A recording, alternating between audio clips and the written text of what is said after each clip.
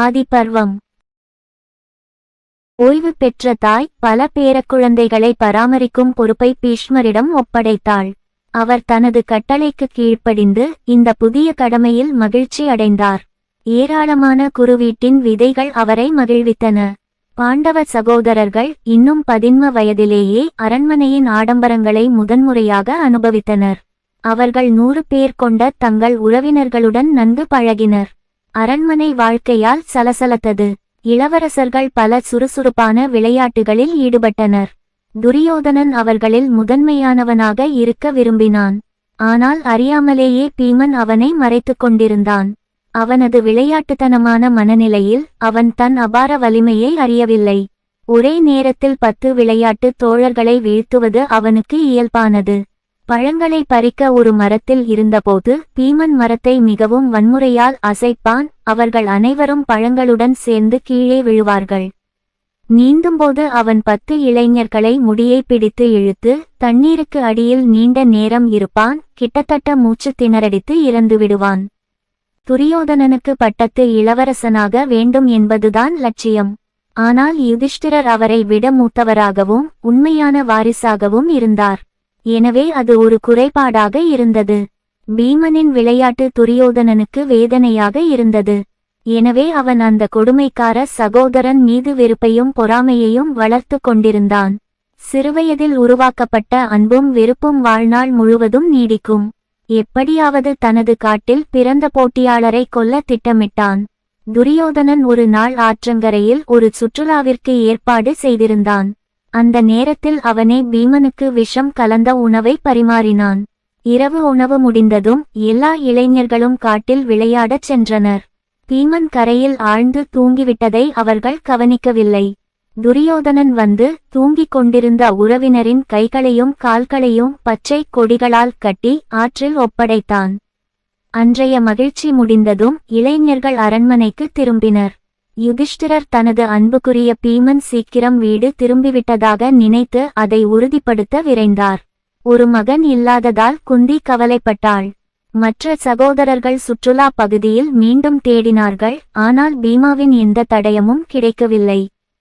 திகைத்து போன குந்தி விதுரனை அழைத்து எப்போதும் பொறாமை கொண்ட துரியோதனனால் தனது 2வது மகனுக்கு ஏற்படக்கூடிய தீங்கு குறித்து அவரிடம் தெரிவித்தாள்.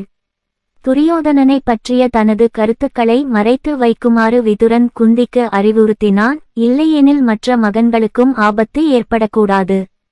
5 மகன்களும் நீண்ட காலம் வாழ்வார்கள். அவர்கள் வீரச் செயல்களைச் செய்வார்கள் என்ற முனிவரின் உறுதிமொழியை அவர் அவளுக்கு நினைவூட்டினார். குந்தி ஓரளவு ஆறுதல் அடைந்தாள். அவள் சிறந்ததை எதிர்பார்த்து காத்திருந்தாள். நீரில் வீசப்பட்ட பீமன் கைகால்கள் இறுக்கமாக கட்டப்பட்ட நிலையில் விஷத்தின் தாக்கத்தில் தூங்கிக் கொண்டிருந்தான். விஷப்பாம்புகள் அவனை கொட்ட ஆரம்பித்தன. பாம்பு விஷம் காய்கறி விஷத்தை நடுநிலையாக்கியது. பீமன் சுயநினைவை பெற்றான். ஒரு சலிப்புடன் அவன் கொடிகளை முறித்து பாம்புகளை கொல்லத் தொடங்கினான். அவர்களில் சிலர் தப்பித்து நாகலோகத்தில் குதித்து ஒரு மனிதன் உருவாக்கிய அழிவை தங்கள் மன்னன் வாசுகியிடம் தெரிவித்தான்.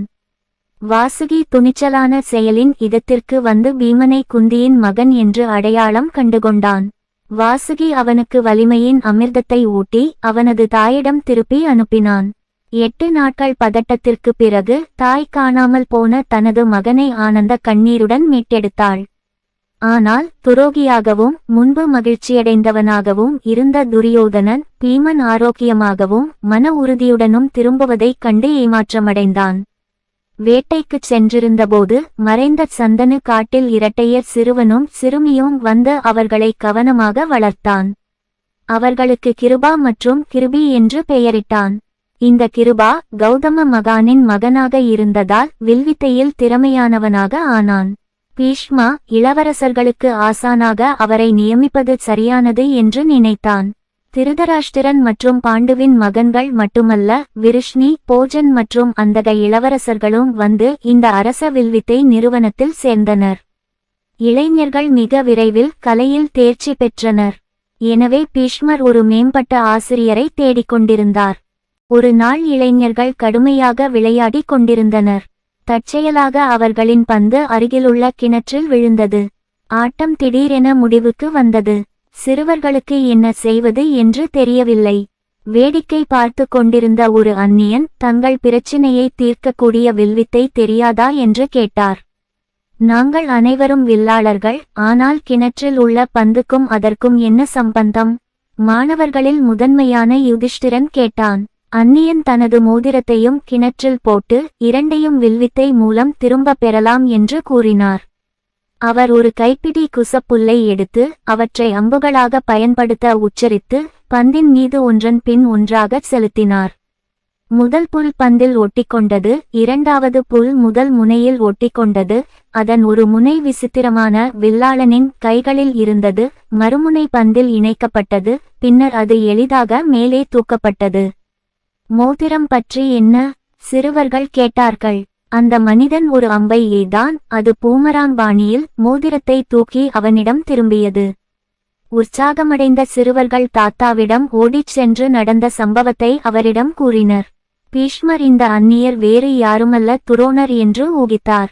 எனவே அவர் அவரை நேரில் அணுகி அவரது அனுமானத்தை உறுதிப்படுத்தி அவரை உரிய மரியாதைகளுடன் வரவேற்றார். பீஷ்மர் கேட்டுக்கொண்டபடி புதியவர் இளவரசர்களுக்கு ஆசானாக இருக்க ஒப்புக்கொண்டார். நாட்டின் எதிர்கால மன்னர்களின் பயிற்சிக்கு திறமையான ஆசிரியரை பெற முடியும் என்பதில் தாத்தா மிகவும் திருப்தி அடைந்தார்.